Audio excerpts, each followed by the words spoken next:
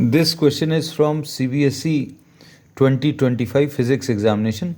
The statement of the problem says an electron in Bohr's model of hydrogen atom makes a transition from energy level minus 1.51 electron volts to minus 3.40 electron volts. Calculate the change in the radius of its orbit. The radius of orbit of electron in the ground state is 0.53 angstrom.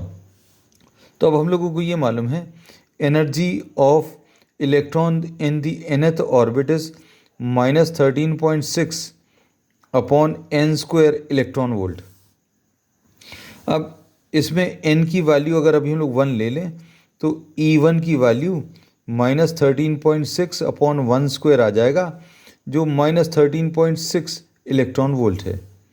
फिर n equal to 2 अगर ले लें the second orbit तो E2 will be equal to minus 13.6 upon 2 square मतलब minus 13.6 upon 4 और ये simplify करने पर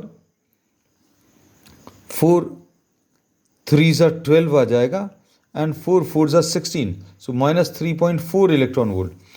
और n इक्वल टू 3 अगर आप ले लें तो E3 की value minus 13.6 divided by 3 square which will be minus 13.6 divided by 9 और ये कितना आ जाएगा माइनस 1.446 में 5 टाइम्स तो 1.51 electron volt.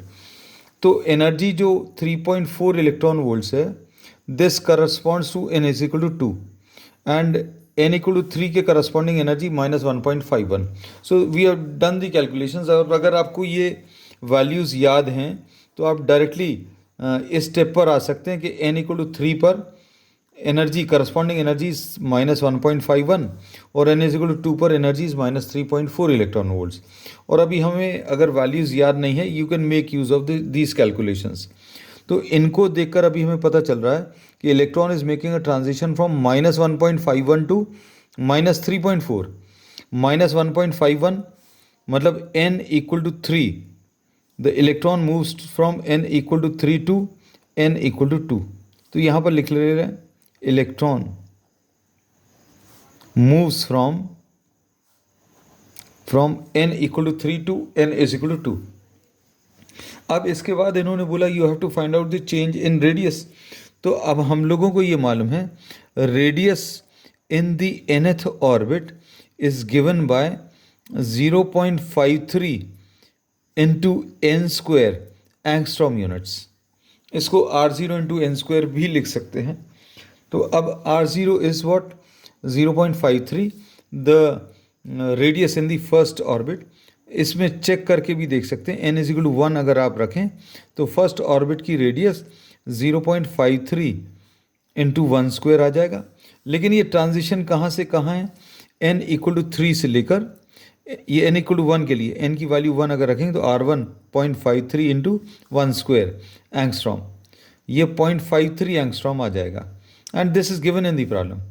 But the electron is making a transition from n is equal to 3 to n is equal to 2.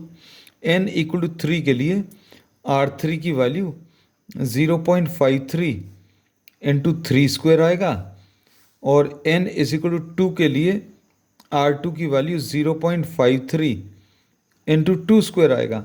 तो delta R अगर आपको बताना है तो delta R the change in radius this will be R3 minus R2 जो कि अभी हम लोग क्या लिख सकते हैं 0.53 इंटू 9 माइनस 0.53 इंटू 4.